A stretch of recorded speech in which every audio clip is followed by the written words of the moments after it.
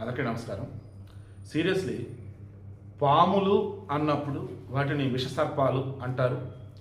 పాములో విషమున్నా లేకున్నా దానికి దూరం జరగాలి అని అంటారు. పాముకు పాలు పోసి పెంచితే దానివల్ల మనకు నష్టం తప్ప లాభం ఉండదని అంటారు. నా దేశంలో ఉన్నటువంటి ముస్లింలు నా భారతీయులు కాబట్టి మనం ఏమనను.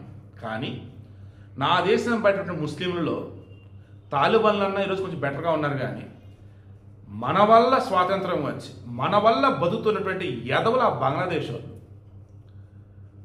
మనం భిక్ష వేస్తే ఏర్పడిన దేశం పాకిస్తాన్.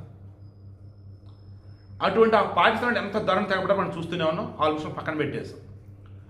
బంగ్లాదేశ్ వచ్చేసి ఎంత నీచంగా ఘోరంగా తయారైనట్టు ఎదవలు వాళ్ళు బతుకుతున్నదే మనమేసిన భిక్ష వల్ల.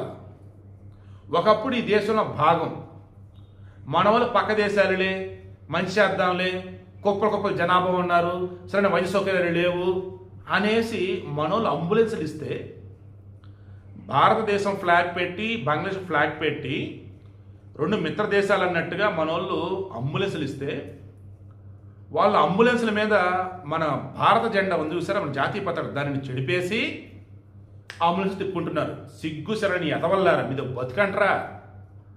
సిగ్గు ఉండాల్సిన మనకులేండి, ఏ మాట ఆ మాట. మన పాలకులు సిగ్గు ఉండాలి. మాల్దీవులో ఏది మన మధ్య హడావుడి మైజుగాడు చివరి కాలబేరానికి వచ్చాడు. సో మరలా చెప్తున్నా చూడండి, ఇల్లు పాముల కన్నా నీచనించినటువంటి బుద్ధి గల్లట్టు ఉండాలండి బయట ఉన్నవాళ్ళు, మన బయట దేశస్తులు ఎవరైతే ఉన్నారో వాళ్ళు. నా దేశంలో ముస్లింలేమో మనమంతా భారతీయులు అన్నట్టు కలిసి సంతోషం బతుకుతూ ఉంటే ఆ బయట దేశంలో కొంతమంది ముస్లింలు ఘోరంగా తయారవుతూ ఉన్నారు. తాలిబాన్ ఉన్నటువంటి బుద్ధి కూడా ఇలా లేకుండా అయిపోతుంది. తాలిబాన్ టెర్రరిస్టులు, వారిని ఇప్పుడు పొగడాల్సి వస్తుంది మన దరిద్రం కొద్దీ. ఎందుకంటే వాడికన్నా ఇటు బెటర్ అని కనిపిస్తున్నాడు, ఎవడికన్నా ఈ పాకిస్తాన్ బంగ్లాదేశ్ కన్నా. సో మరలా చెప్తా చూడండి, అపాత్రదానం చేయకూడదండి, చాలా పెద్ద ప్రమాదం. అపాత్రదానం ఈరోజు మనోళ్ళు మన మీద విషం చిమ్మే వాళ్ళకి ఏదైనా ఇవ్వటం అనేది అపాత్రదానం అంతే. బంగ్లాదేశ్ విషయంలో నిజంగా పెద్ద తప్పే చేసాం మనం.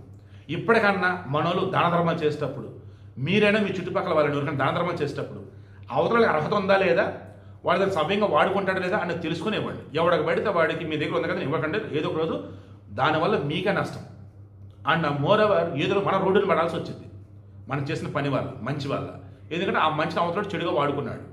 మనం ఇచ్చినటువంటి పెన్నుని వాడు రాసుకోవడానికి కాకుండా పొడవడానికి వాడాడు. ఏమైంది అప్పుడు? చేతిలో మనం చేసిన తప్పైనా కాదు. బట్ మరలా చెప్తాం కదా, రీసెంట్ టైమ్స్లో బంగ్లాదేశ్ చూస్తే కంపరం పడతాం.